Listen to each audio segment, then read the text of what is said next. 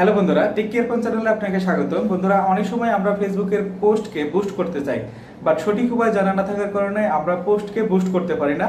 আবার অনেকেই কিছুটা জানে, সেই অবস্থায় বুস্ট করতে গিয়ে বিপাকে পড়ে, সঠিক রেজাল্ট পায় না। মূলত এই জন্যই আমার ভিডিওটি তৈরি করা, যে কিভাবে সঠিক উপায়ে ফেসবুকের পোস্টকে বুস্ট করা যায়। বন্ধুরা, আমি আশা করি শুরু থেকে শেষ পর্যন্ত সঙ্গেই থাকবেন। ফিরছি যাস একটি ইন্ট্রোর পরে।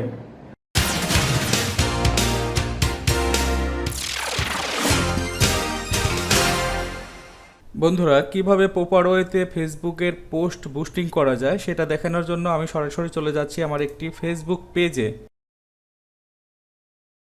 বন্ধুরা, আপনারা হয়তো একটি পোস্ট দেখতে পাচ্ছেন, এটি একটি ফেসবুকের পোস্ট।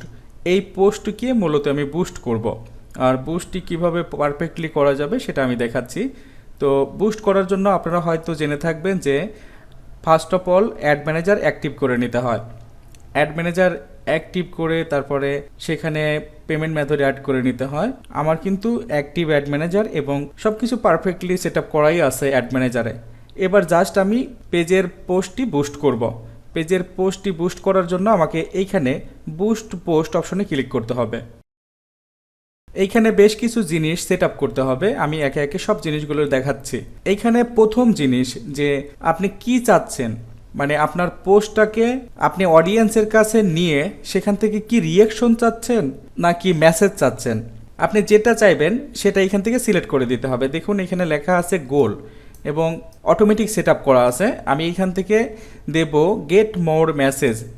আর গেট মোর মেসেজ দেওয়ার জন্য কিন্তু আপনাকে একটা কাজ করে নিতে হবে।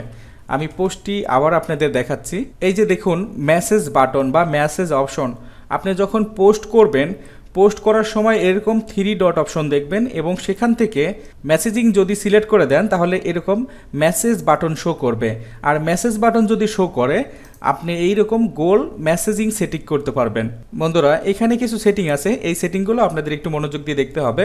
ফার্স্ট অফ অল গোল, আপনার পোস্টটাকে আপনি মানুষের কাছে নিয়ে আপনি মানুষের কাছ থেকে কি চাচ্ছেন সেটা আপনাকে সিলেক্ট করে দিতে হবে। আপনি কি চাচ্ছেন যে মানুষের দ্বারে দ্বারে গিয়ে এঙ্গেজমেন্ট হোক, অথবা মানুষ রিয়াকশন দিক, অথবা আপনার পোস্টটি দেখে মানুষ মেসেজ করুক, আপনি ঠিক কোনটি চাচ্ছেন সেটা এখান থেকে সিলেক্ট করে দিতে হবে। দেখুন প্রথমে কিন্তু অটোমেটিক সিলেক্ট করা আছে, আপনি এখানে যেটা চাইবেন সেটা সিলেক্ট করে দিতে হবে।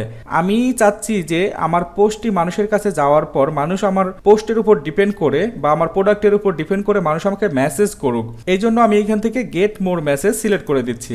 আর কোনো প্রোডাক্ট সেলিং এর ব্যাপারে গেট মোর মেসেজ সিলেক্ট করে দিলেই বেস্ট হয়। ক্লায়েন্টের কাছ থেকে মেসেজ আসে, মেসেজ আদান প্রদানের মাধ্যমে সেলিং হয়। এটা আমি সেভ করে দিলাম। এখানে একটা বিষয় নির্ভর করছে, সেটা হচ্ছে যে আপনি গেট মোর মেসেজ দিবেন যদি আপনার পোস্টে, এই দেখুন এটা হচ্ছে আমার পোস্ট, এই পোস্টে কিন্তু মেসেজ অপশন রয়েছে, সেন্ড মেসেজ বাটন রয়েছে।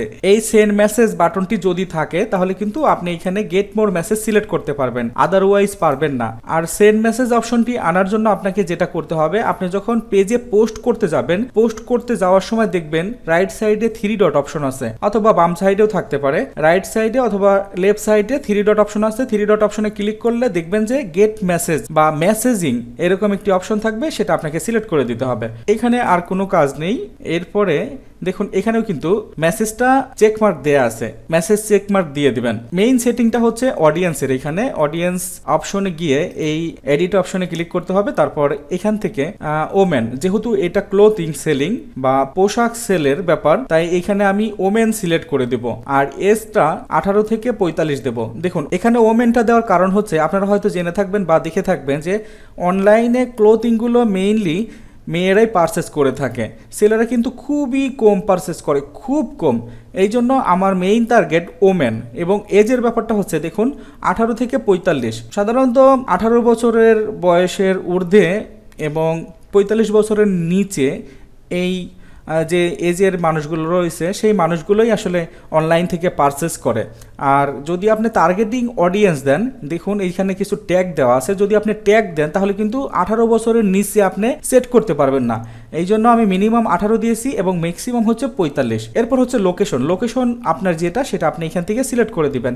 এখানে টাইপ করলে লোকেশন চলে আসবে, আমি বাংলাদেশ সিলেক্ট করে দিয়েছি। এরপরে হচ্ছে টার্গেটিং, আপনার প্রোডাক্টের উপর ডিপেন্ড করে আপনাকে কিছু ট্যাগ সেটিং করতে হবে। আমার ক্লোথিং এই জন্য দিয়েছি অনলাইন শপিং, ওমেন ক্লোথিং, তারপর clothing beauty, Pakistani clothing, dress, salwar kameez, ladies dress.